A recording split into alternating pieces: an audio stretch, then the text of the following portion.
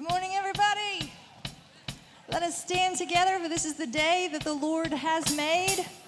Let us rejoice together as a community and be glad in it today.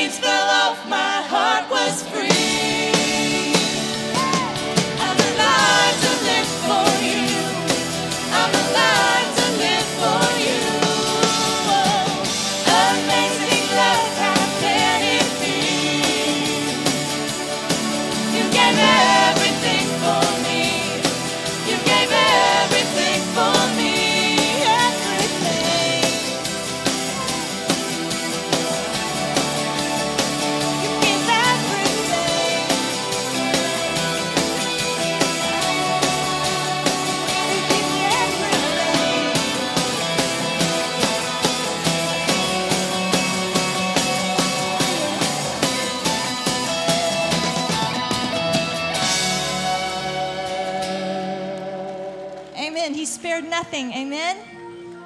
Psalm 66:5 says, "Come and see the works of the Lord, His awesome deeds for all of mankind." And so this morning, as we sing this song and as we teach it to you, let's make it our prayer that the Lord would open our eyes to see the works of the Lord among us this morning.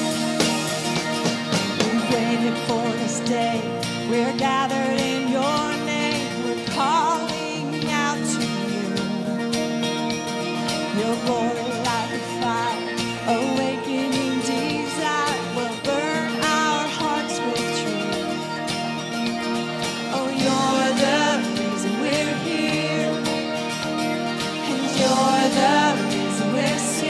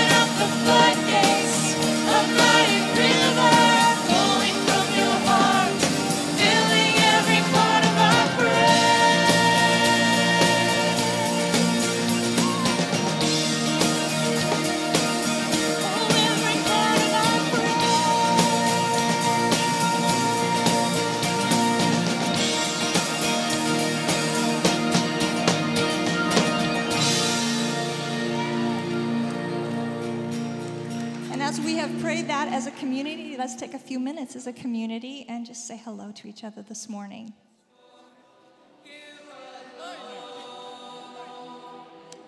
If I have you and nothing else, I have everything.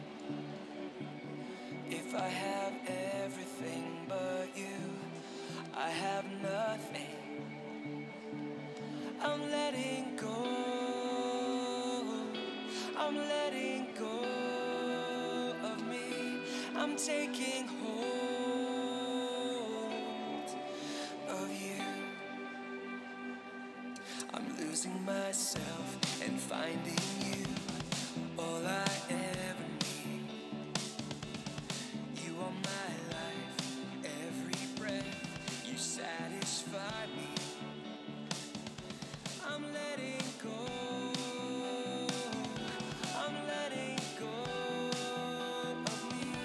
I'm taking hold. All right. Good morning. It's good to see you all here today. And if you are here for the very first time, by the way, you may be seated. As if you need my permission, but you may be seated.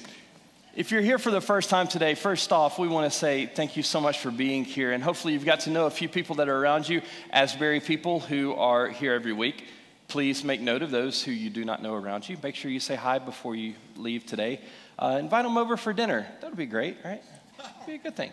Invite them over for dinner. So if this is your first time here with us today, we're so happy that you're here. And there's a little card in the seat back right in front of you. We'd love for you to fill that out and drop it in the offering plate later on in the gathering. And we will try to get in contact with you and just follow up with you and see if we can't get to know each other a little bit better. So also, if you are here for the first time and you'd like to know a little bit more about Asbury, right after the service, we have in the hospitality area, the concourse, there's a guest services desk.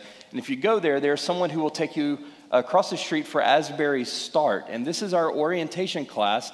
And this is a way for you to get to know in a very short amount of time, about 15 minutes, get to know the church a little bit more, know who we are, the heartbeat of the church. And there's also a little tour after that so that you will hopefully not be lost next time you come in. And we'll take you around and show you where everything happens. And again, that meets at the connection team, the member services or guest services desk in the concourse area right on the other side of the seats here. We also have a mission prayer partner today, and this is, all of our mission prayer partners are great, but this one is especially great. This is the Wycliffe Bible Translators in Peru, Terry and Carla Smith. These guys are... If they were just translating the Bible, that would be amazing enough. But the transformation that has happened in the communities due to their work, this is a community that did not have a written alphabet before these guys got there. And now they have a written language because of the translation of Scripture. So this week as you're praying, please remember to pray for our partners in Peru as they are faithfully ministering to the people that are there. And now, here we are going into a different time in the service, and this is an awesome chance that we have to come together for what we call altar prayer. And we're going to sing together, and there are altars here in the front, there are altars on the side, and we have trained altar prayer workers that will be here that would love to pray with you if you have any need whatsoever. If you'd love to pray for the mission prayer partner this week, that's great. Whatever it is, this is just a chance for us to come and to present what we have to God and to have others come alongside of us and to pray with us. So altar prayer members, ministers, if you will, please make your way forward. And this time now is open for us to encounter God in this very unique way.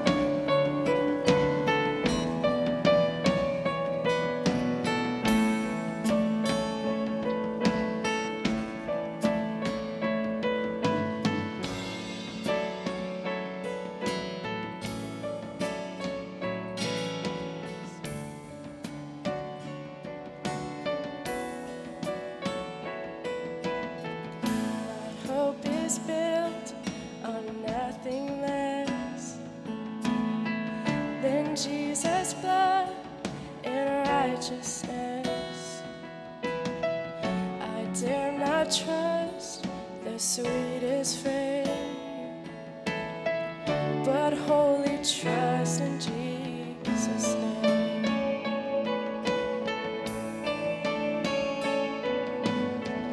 My hope is built on nothing less than Jesus' blood and righteousness. I dare not trust the sweetest frame, but wholly trust in Jesus' name. Let's stand together as we sing together. Christ alone, cornerstone, weak made strong in the Savior's love.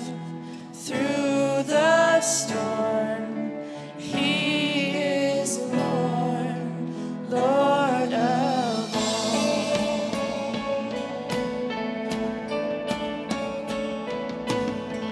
When darkness seems to hide His face, I rest on His unchanging grace. In every high and stormy gale, my anchor holds within the veil. My anchor holds within the veil.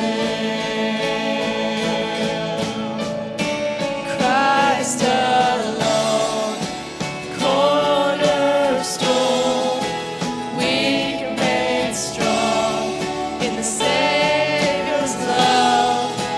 Through the storm, He is Lord, Lord of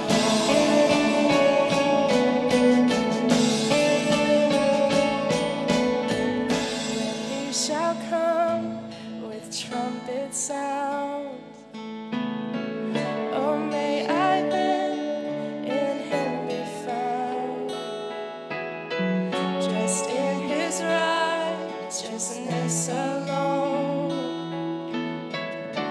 faultless stand before His throne. Christ alone, cornerstone,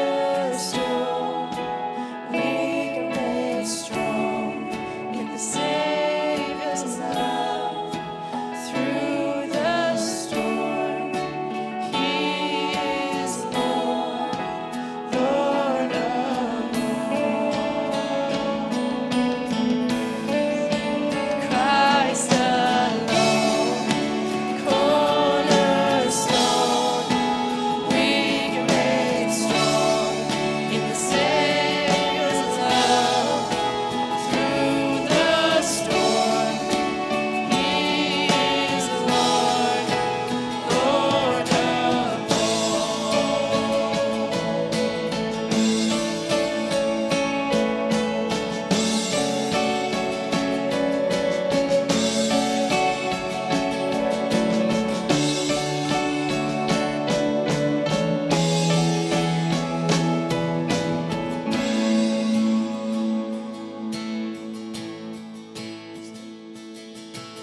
You stood before creation, forever within your hand, and you spoke of life into motion, my soul now to stand. And you stood before my failure and carried the cross for my shame. My sin weighed upon your shoulders, my soul now to stand. So what can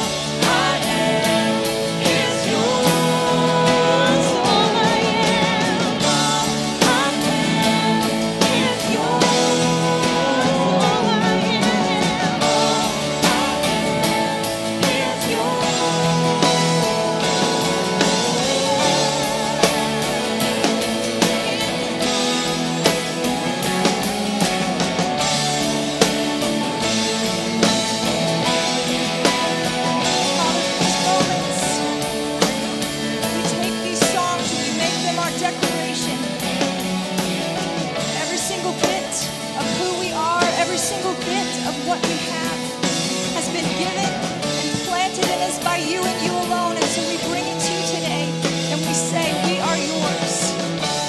We are yours as individual people, and we are certainly yours as the body of Christ gathered here this morning. And so it is with joy and it is with thanksgiving that we stand here before you today, standing at attention before the throne of God, standing at attention before the Son of God and the Son of Man, knowing that you see all and that you know all, and that you are our solid rock on which we stand even when everything else feels like it is shaking. So we stand at attention this morning with these words rolling off of our lips as a declaration: all I am is yours. And in this moment, as we prepare our hearts for the Word of God, according to the book of Mark, once again, we surrender and say, change us from the inside out. Open our eyes as we have already prayed that you would open the heavens. See the truth in your word. For we are truly yours. And we make this our corporate united prayer this morning. And so everyone says together in the name of Jesus, amen. You can be seated.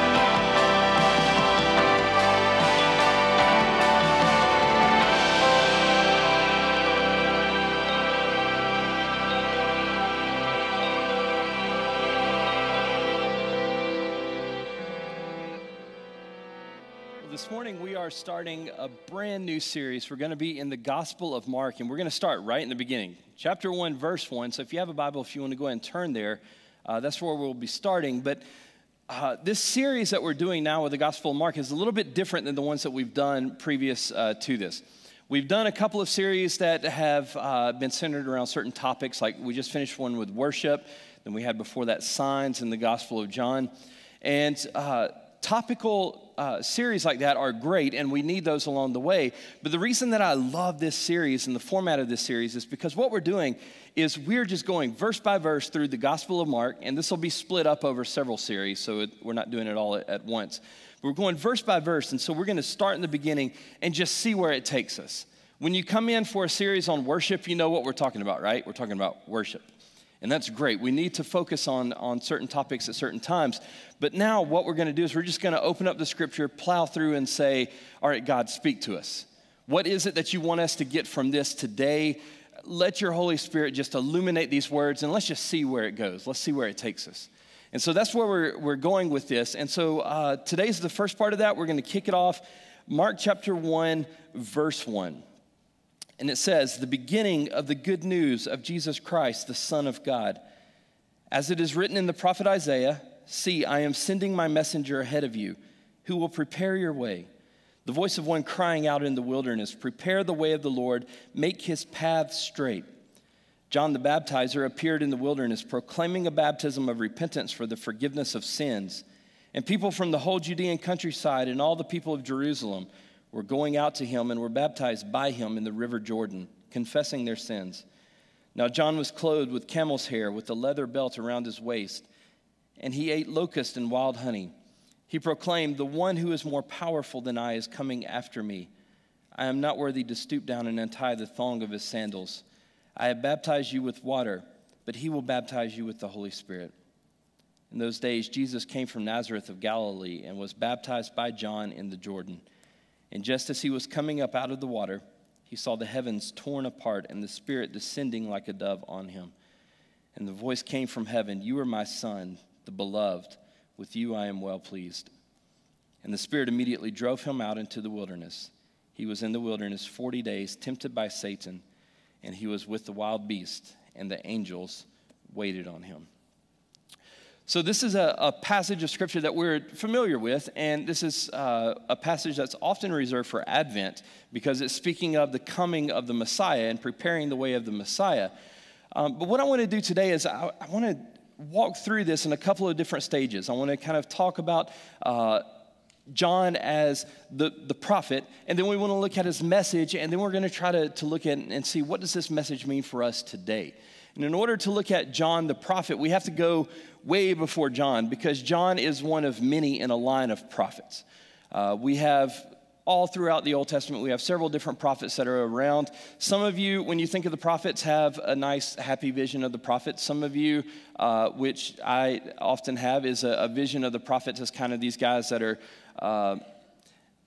they're there, but they're kind of out there. They're the ones who are kind of on the outskirts of society, right? That nobody really wants to be around. They're the ones who come in. And so, prophets are doing weird things, right? Like you've got prophets who are marrying prostitutes because they're supposed to get a message across to God. They're cooking food over, these are not the people that fit well in the suburbs. Okay. These are the people who are on the outskirts of society. And the prophets, they rise up as kind of the voice of God to the people in Israel. But they're not alone. There's really kind of a threefold structure to the power of Israel. The first part of that structure is the king, right? We have a king inside of Israel. Once the nation of Israel is formed, we go into the promised land. We set up the nation of Israel. We've got a king that will reign over them. We're starting out with Saul, David, Solomon, the rest of that.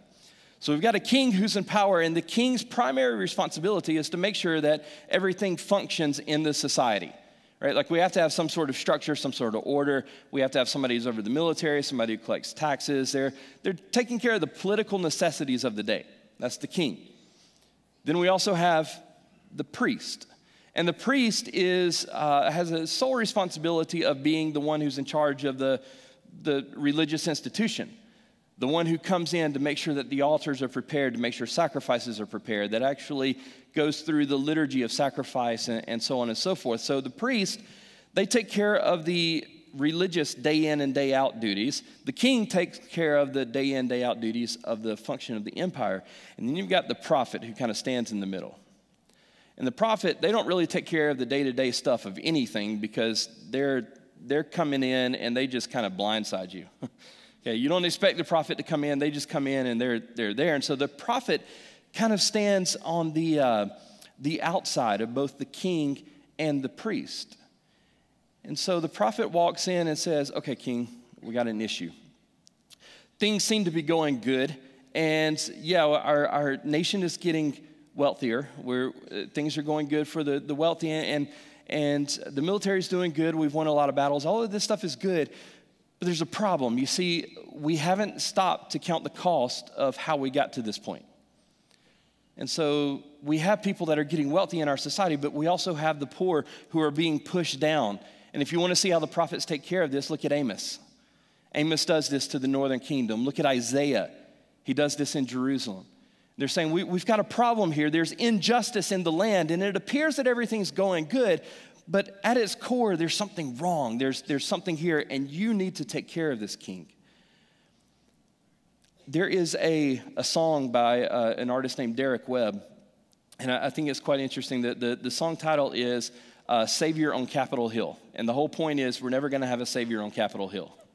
Because the prophet is never going to be the king, and the king is never going to be the prophet. The prophet is always the one who stands outside of power and speaks truth into it. Once you are in and part of the power, you have now lost really the ability to have that prophetic voice to speak into it. So the prophet necessarily stands outside of both the king and the priest, because also priests are human. Pastors, leaders, they're all human. And every now and then, the priest gets it wrong. The priest, Eli, is a great example of this, and his sons. Right? He allows his sons to do whatever they want, and there's corruption that comes into the office of the priesthood. And the prophet is the one that stands up and says, yeah, that's great. You come into the temple every day, but there's something else going on here. There's something else we need to take care of. And so the prophet is the one that nobody really wants to hear from, because the prophet's the one who's going to come up and say, no, it seems like it's good, but really there's a problem. The prophet is the one who comes over to your house and you're explaining to the prophet, look at my shirt, I got it for $3 on sale. And the prophet's the one that says, I'm so sorry, have you ever heard of sweatshop labor?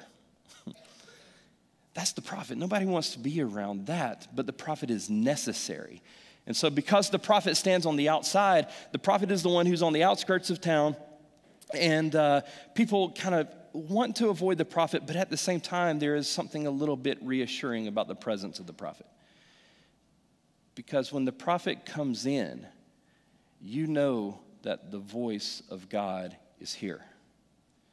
You know that God is in our midst. You know that God is speaking. And so there's this uneasy relationship that the Israelites have with the office of the prophet, because they don't really want to hear what the prophet has to say, because usually it's attached to judgment. But at the same time, they know that God is still at work in their midst. So let's fast forward a little bit.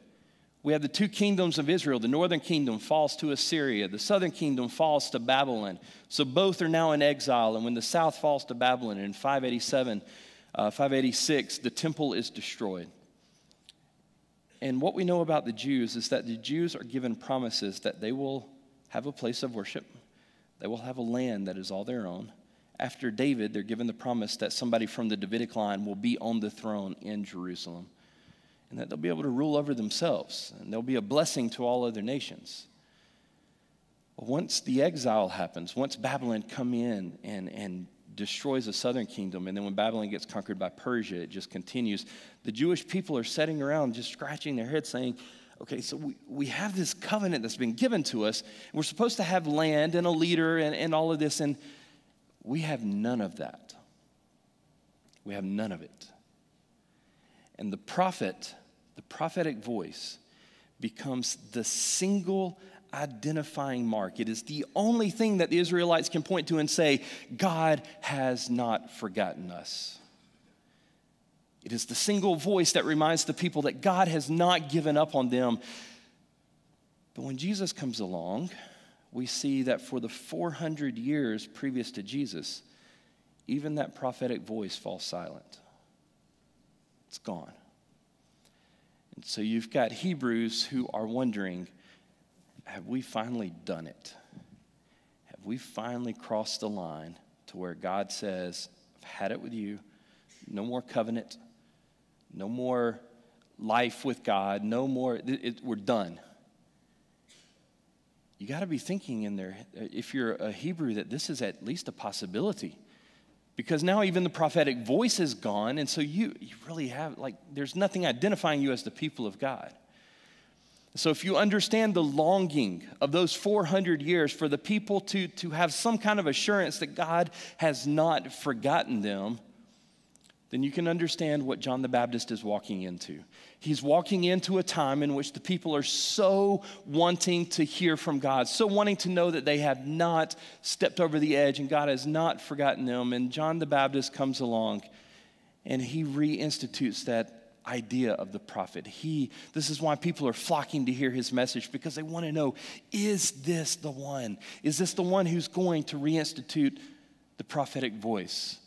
And there's this belief through these 400 years that develops that Elijah, who's one of the great prophets, the belief is that Elijah is going to come back from the dead and is going to reinstitute the office of the prophet. And when Elijah does this, it will be the sign that the Messiah is here. So now we have John the Baptist who is walking around. And we're going to come back to the very first verse in just a moment. But the second verse, it says, as it is written in the prophet Isaiah, And Mark goes on to show how John the Baptist is fulfilling what was said by Isaiah. So the first point of hope that the people have that John is going to do this, that John is going to start this prophetic office back, is that he is the one fulfilling what was said through the prophet Isaiah. And even beyond that, you may have noticed that John's choice of clothing is a little bit out of the normal. Okay, he's got camel hair and a belt, and he's eating locusts and wild honey, and he lives in the wilderness. For you aspiring prophets, this is what you have ahead of you, right? Not really, this is just for him, but it's out of the ordinary. So he's camel hair, belt, but really it's not out of the ordinary, because if you go back to 2 Kings chapter 1, verse 8, you will find that this is the same description that is given to Elijah. So here comes a guy, he's fulfilling the prophecy of Isaiah. He looks like Elijah, and now he is even coming out of the wilderness, which is where the prophets tended to live. So if it looks like a duck, smells like a duck, talks like a duck, guess what? It very well could be a duck. So the people are getting excited here. He sounds like the prophet. He looks like the prophet. He fulfills what Isaiah says. And so the people come to hear his message. And this idea of the wilderness is extremely fascinating, because when we think of the wilderness, we think of a place of testing and trial. And it is that. It is a place of testing and trial. But it's even beyond that. If you go back to Jacob, and Jacob it has his name changed to Israel, so he's kind of the father of this nation, other than the other fathers like Abraham. So Jacob is... he has the same understanding that everyone else has in the ancient Near East, and that is that God exists in certain locations. God exists in cities, God exists on mountains, and so on and so forth. So Jacob has this experience where he is walking through the wilderness, and he's tired, and he lays down, puts his head on a rock, which doesn't sound too comfortable, but that's what he does. Puts his head on a rock, he falls asleep. When he falls asleep, he sees a ladder ascending into the heavens, and on this ladder he sees angels ascending and descending to the throne of God. And when he wakes up, you may remember the first thing that comes out of his mouth is, "Surely God was in this place, and I was not aware of it." He expected to find God in certain locations, but here he is in the wilderness, which is a metaphor for the most God-forsaken place on earth, and all of a sudden God meets him there. Lo and behold, God is actually in the wilderness. This is actually a huge shift in the evolution of religious thought. This is the first time we see the idea that God exists outside of certain locations. They didn't have this idea that God was everywhere present. Okay, this is one of the first times we see that God exists outside of locations. And if we go further into the narrative, we see Moses. He rises up, he's going, and he's, comes up in the courts, and then he goes off and he's a shepherd. And as he's a shepherd in the wilderness, in the Sinai Peninsula, what happens to him? He comes across a bush, and this bush is burning, but it's not being consumed by it, and the voice of God speaks forth through this bush. And then we have the Israelites who come out of Egypt, and when they come out of Egypt, they go to Sinai, and at Sinai, they are given the law, the covenant of God, and this covenant of God is not all that happens. They have the tent of meeting that will be set up, and God meets with them there through clouds, and then we've got fire. We've got these great theophanies of God just doing these crazy things, and all of this happens in the wilderness. Now, if we fast forward, we get to the temple, and we come into Christian churches. And let's be honest, when we come into a church, we know how God's going to act. We can pretty much script it out. We know what God's going to do right here because we have some sort of a reference point. When we go to certain retreats, that's the reason we go to them. It's because we expect God to show up in a certain way or to do a certain thing. But in the wilderness, all of that's gone. In the wilderness, God just does whatever God wants to do. And if God wants to show up in fire or clouds or burning bushes or dreams in God-forsaken places, God just does it. And this is where John is coming from. He's coming from the world in which the preconceived notions of how God is going to be at work in the world now must be completely obliterated because he understands Jesus is here. The kingdom is here. And previous to this, if you want to know who God is, you go to the priest in the temple. Now, we've got a guy walking around, who in the very beginning it claims to be the Son of God. The game has changed, people. And so John's message is a message of this God of the wilderness is now amongst us. And so now, God, just stand back and wait and see what happens. You think things were crazy back then? Just wait till you see what happens now. Because you're about to see blind eyes open. You're about to see people that were dead starting to walk around. I mean, some pretty freaky stuff that's about to happen here. But it's because God is now showing up in this person of Jesus. And John's entire mission is to announce that the kingdom is here, that Jesus is here, and the game has completely changed. And you can really see that the game has changed by his message of baptism.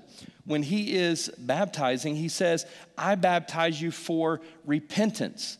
And this fits well with our understanding of baptizing, like being baptized. When you come in and you're baptized, especially here in the contemporary service, you go under the water, you come out.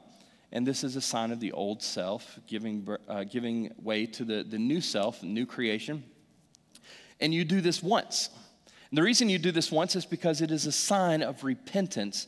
And then we understand God's grace is with us, sanctifying us, carrying us along the rest of the way. And so that idea of God sanctifying, carrying us on, the Jews understood this. And so if you were Jewish, you would be baptized quite often. There would be a pool set up for ritual cleansing outside of the temple, and you would come and be baptized. But the catch is, you would baptize yourself. You come and you dip in, you go under, you come back up, and this is a way of cleansing, and it is something that you do to yourself. What John is doing here is different, way different. This baptism that John is talking about here is a baptism that is only reserved for Gentiles. And it is only reserved for those who want to come into the Jewish faith who are on the outside of the faith. Now, when John is giving his message, people of Jerusalem were coming out to meet him. These are not Gentiles who are coming to John in order to come into the Jewish faith. These are Jews who are coming to John for repentance. John seems to go against the societal norms because the societal norm says that we are the Jews. We are the chosen people of God. And God would never do anything to us because we are the chosen people. Some even, but especially before the temple was destroyed, they had this idea of a blank check mentality, right? Like they no matter what they did, they had the temple, they had the Spirit of God. God would never let anything happen to the Spirit of God. So they could do whatever they wanted to. They had the blank check to go and do whatever. And obviously we see that that was wrong. And here's John who comes along and says, just because you are a son or a daughter of Abraham, that does not mean that you are prepared for what God is now doing in, amongst, and through us. Because right now, things have drastically changed, and we've got this guy, Jesus, who is now on the scene. The rules are completely out the door, and I need to know who's with me on this kingdom thing. This is a sign of repentance, of getting ready, preparing ourselves for Jesus.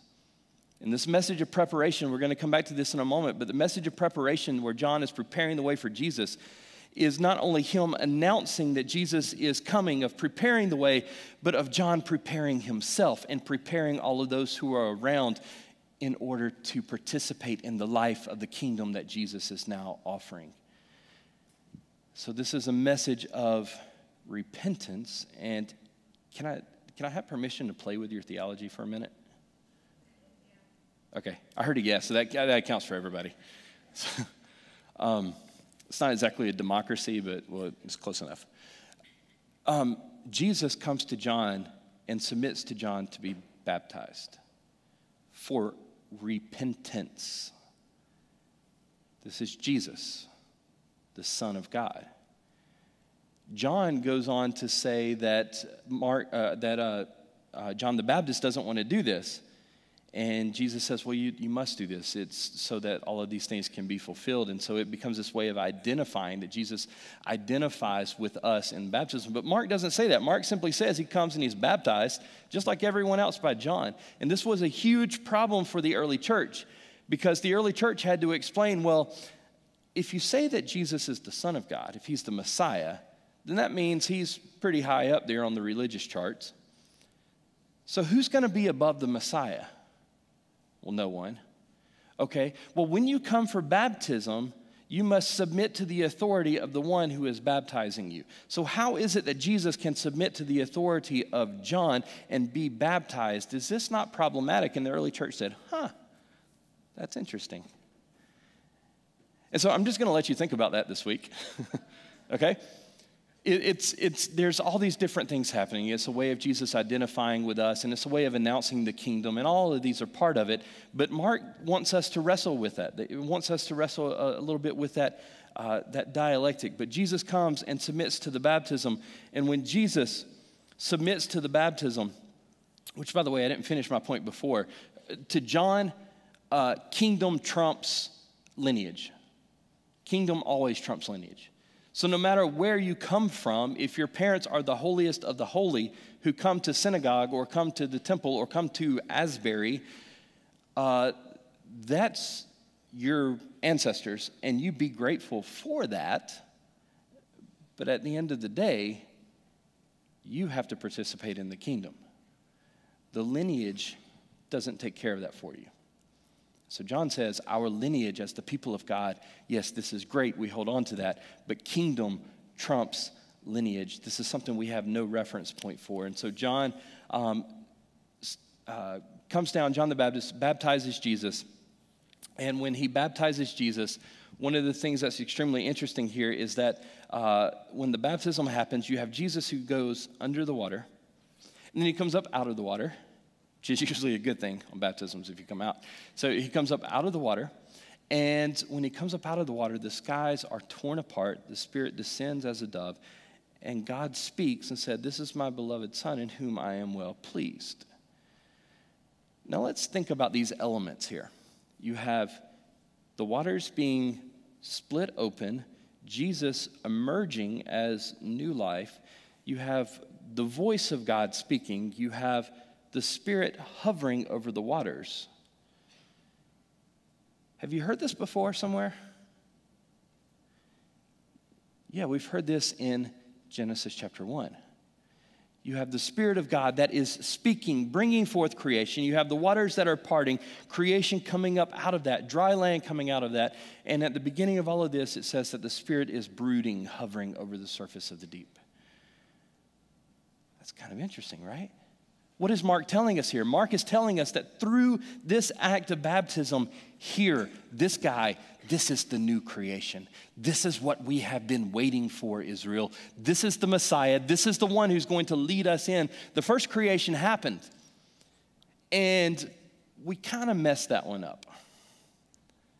Things are not all that good in the world, right? We kind of messed that one up. But here's Jesus who comes along and says, I'm going to do the new creation. And here's the thing, you're not going to mess this one up because the creation starts with me and it also finds its fulfillment in me. It finds its consummation in me.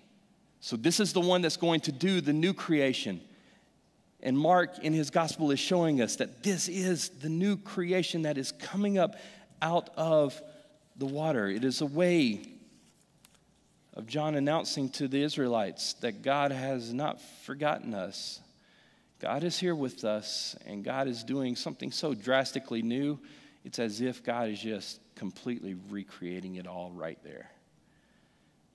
He's announcing the new creation. And another thing that's quite interesting when he does this whole baptism thing is he doesn't say that the heavens are opened, right? Like a nice little kind of moment. He says the heavens are torn apart. The word in Greek here is schizo. It's where we get schism. It's a violent tearing apart. And Mark uses this to obviously tell us that skies were violently torn apart. But the interesting thing about this word is that Mark, he tends to repeat words that he likes. This word is a word that's very important to him, a word that's kind of out of the ordinary, but he only uses it twice. He uses it here to say that the heavens are torn open, but then he uses it again at the end of his book when he is describing Jesus on the cross. And Jesus says, "It is finished." And when he says, "It is finished," the graves start to pop open. The earth starts to shake. The skies turn black. And inside the temple, we have the very presence of God that exists in the Holy of Holies. And on the outside of that are all of the people, you, me, Jews, Gentiles, Greeks, Romans. That's where we are. And in between us and that presence is a veil. And you all know what happens. When Jesus says, "It is finished," the veil is schizo. The only 2 times Mark uses that. And this is not a coincidence. Because in the end, when Jesus says, "It is finished," the veil is torn. Now God's presence is available to us. There is no longer any division. We don't have to go to the temple any longer, and we're going to see in Pentecost that happens 50 days after all of this, that it's given to us. The Spirit is poured out on us, and all of that starts here for Mark when John baptizes Jesus and he sees the heavens schizo, torn open, and the Spirit of God descends on him as a dove. So John is announcing that this is the new creation, that something so radically different is about to happen. Prepare yourselves. And this event, this person, is going to remove that distance between us and the very presence of God. John's message is that all of this is available to us, the new creation and the very presence of God. And when he announces this, I think it's just beautiful the way he does this. Mark says, the beginning of the good news of Jesus Christ, the Son of God. This word good news is what we translate as gospel. In Greek, it's the word euangelion. And this is not a Christian word. Most people, when we hear the gospel, we think of Jesus. But this word was not first and foremost used about Jesus. It was first and foremost used about Caesar. The euangelion is what you would hear when Caesar returns from war. When Caesar has completed another installment of spreading the Pax Roma throughout the world. And you hear the good news that another nation has been conquered. This is the euangelion. And he says this is the euangelion of Jesus, the Son of God. Mark should know by now, especially when he writes his gospel here, because this gospel is the first gospel that appears, and it appears around the year 60 to 80, so 50, 50-ish years after Jesus is when this actually gets written down. And so Mark should know by now that this term does not apply to Jesus. Mark should know that when you hear Son of God, that applies to Caesar, because the Caesars are gods, and they arise to the right hand of the gods in heaven. And so when Mark records this, he says the beginning of the euangelion of Jesus, the Son of God. Even in his preface, he is subverting the world that is around him, saying, you've heard Rome coming in. You've heard Caesar saying, this is the good news. Rome has conquered another land. And Caesar, the Son of God, is the one who has conquered. And here's Mark coming along saying, guys, we got it all wrong. There is good news. But it's not good news of conquering another land. This is good news that we are a part of the new creation, and that at the end of the day, Caesar, though he may seem powerful, does not have the final word, and Jesus is Lord and not Caesar. That's what he's announcing, proclaiming, Jesus is Lord, not Caesar. Jesus is Lord. That's a huge message. And it is the enunciation of this message that is preparing the way for Jesus. He's getting everyone ready to encounter the guy who's going to bring us into the new creation, the one who is going to lead us into new life. And so I have to stop and wonder, what in my life am I announcing? Because John is announcing he's offering a subversion of reality. Everyone knows who Caesar is. Everyone knows how powerful Caesar is. And John is literally offering them a different way of looking at the world. And I'm wondering, as I go through my life, am I really announcing anything that is any different? Am I announcing? Because people around us, they know what it's like to climb the corporate ladder. They know what it's like to think about, what we're going to do tomorrow, where our money's going to come from, or the raise, or we know what that narrative is about. And I know for me, and I'm assuming many of you probably fall in this category as well, we oftentimes just announce that same narrative. And when we announce that same narrative that everyone else is saying, guess what we're preparing the way for? Ourselves. We're preparing the way for our advancement. We're preparing the way for our pride, for our ambition. And when John comes along, he says, first off, he draws a crowd. And if you're drawing a crowd, you got to think I'm doing something right? But John says, no, the reason you're here is not for me. It's for the one who comes after me. The thongs of whose sandals I am unwilling to untie. I baptize with water, but you will be baptized with the Holy Spirit and with fire. Everything that John does announces a different version of reality, and it points to Jesus and not to himself. And so the challenge that I take away from this is, first and foremost, what am I announcing with my life? Am I announcing that I'm just concerned about the same thing everybody else is concerned with? Am I preparing the way for people to encounter Jesus, or am I preparing them to encounter Chris? The message of the gospel is to prepare the way for Jesus. I was at a meeting with some denominational leadership this week, and it was an all-day meeting, and we had eaten lunch together, and then after lunch, it was after lunch, and it was hot, and I was just sitting there, and I couldn't stay awake. This doesn't happen to you guys, I know, but I was nodding off. It was tough. But looking back on it, it was kind of ironic, because that was kind of the most serious part of the meeting. We were talking about some issues in a couple of churches that need to be addressed, and so it was heavy stuff.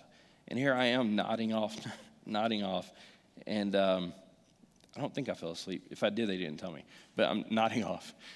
And then all of a sudden, one of my friends that is there started speaking up, and I don't know how we transitioned this, but he transitioned to talking about a barbecue place here in Madison. And guess what happened to Chris? I'm back with you, right? And this is a place that I love, and it's normally, or at one point it was only open for lunch, and he was saying it was open for dinner, and I just remember saying, well, that just drastically changed my life. Okay. Understanding that this place is open for dinner. And I know this is kind of an exaggeration, but we're sitting there in a meeting and we're talking about some very serious things and some churches that need to be addressed. And then all of a sudden, I get fired up about barbecue.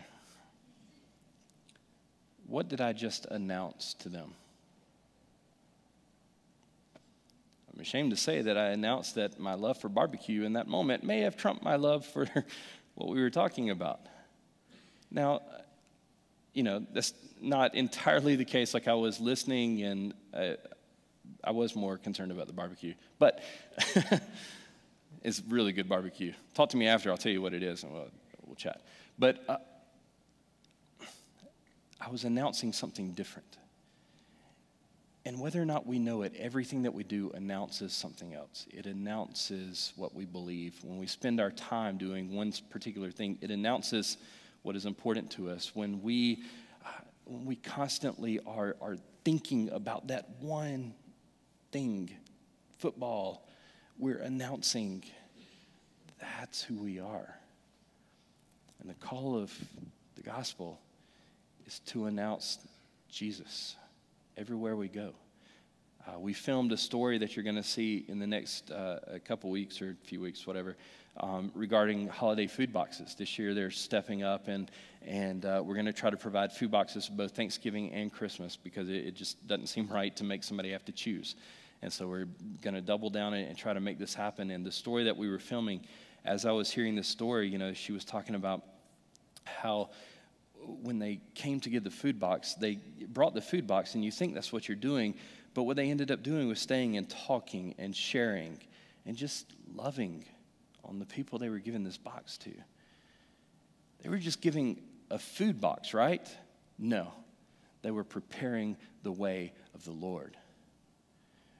When you come and you volunteer to help with the homeless ministry, or you go to one of our mission partners in town, 305 8th, or you go around the world. We got people in Costa Rica or coming back from Costa Rica, Japan, right? When you do that, you're not just going to provide a need, or you are preparing the way of the Lord. And if you think about it, the reason you're here is because somebody prepared the way of the Lord for you.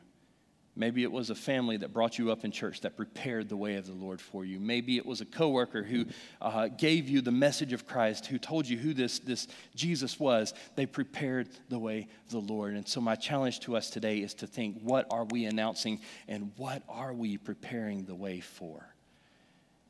Because there is no way to be neutral about this. We will announce and we will prepare, but what are we announcing and what are we preparing?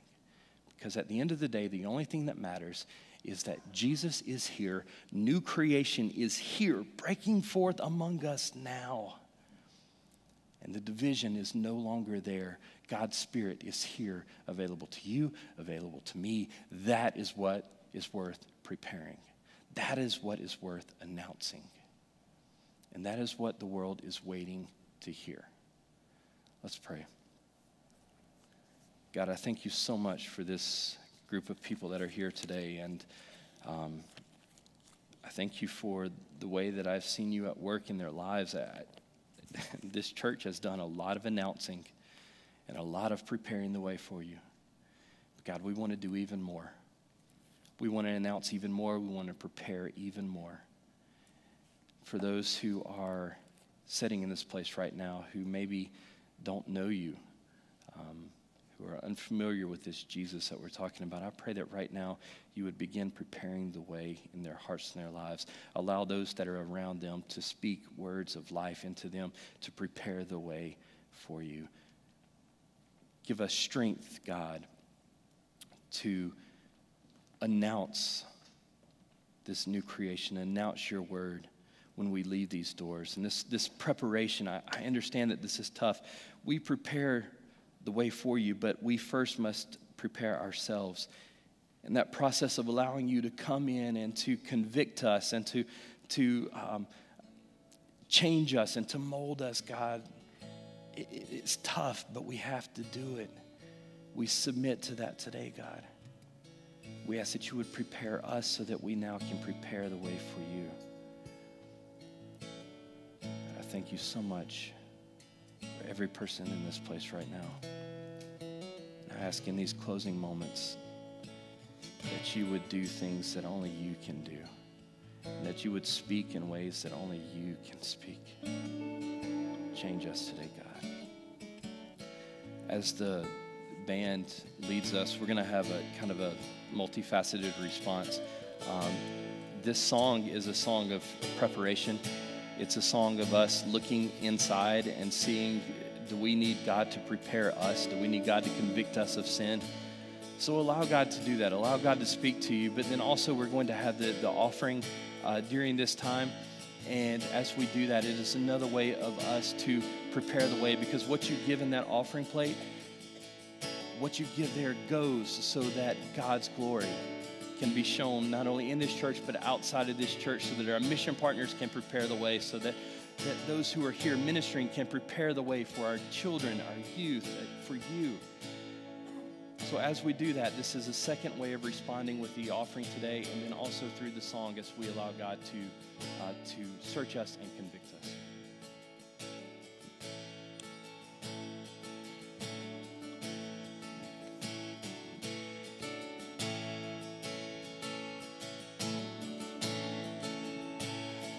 Lord, I come,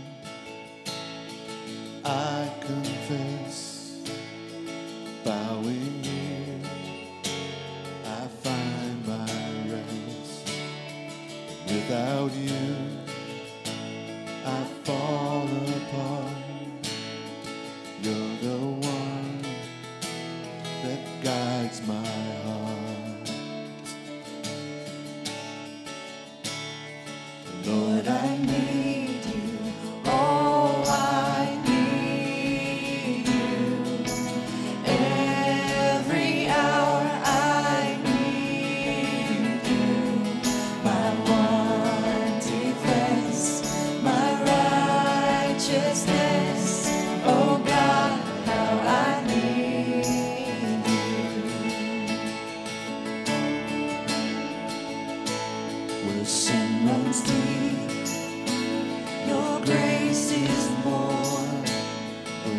peace is found is where you are. And where you are, Lord, I am free. Holiness is Christ in me. Lord, I need you. Oh, I need you. Every hour I need you. I want defense, my righteousness. Oh God, how I need you. So teach my soul to rise to you. When temptation comes my way, when I cannot stand, I'll fall on you. Jesus, you're my hope and stay. Lord, I need you. Oh, I need you. Every hour I need you. I want defense, my righteousness. Oh God, how I need you. You're my one defense, my righteousness. Oh God, how I need you. You're my one defense, my righteousness. Oh God, how I need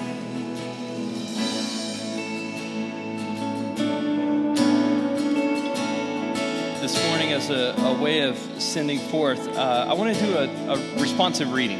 And so I'm going to say a line, and then your response, if you will choose to live this out this week, is to prepare the way of the Lord. To a world that seems to have lost its way, we will prepare the way of the Lord. To the single mom struggling to make ends meet, we will. To the executive who seems to have it all together, we will prepare the way of the Lord. To the broken, the abused, the downtrodden, we will. To our materialistically focused society, we will.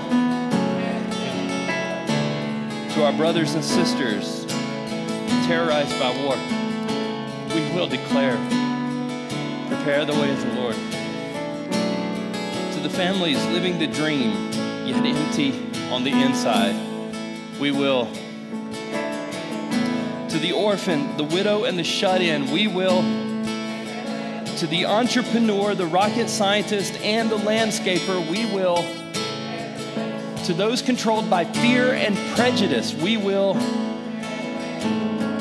And in our lives, where the effects of sin are still so obvious, we will declare to each other,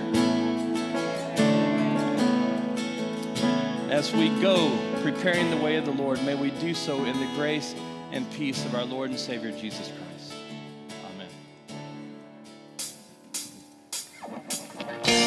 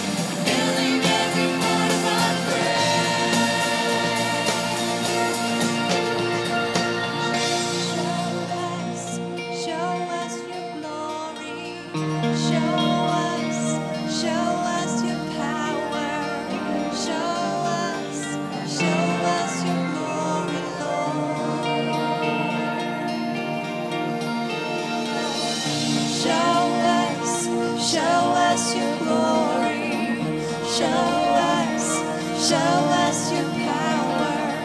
Show us your glory, Lord.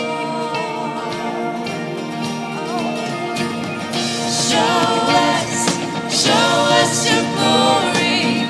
Show us your power. Show us your glory, Lord. Open up the heavens.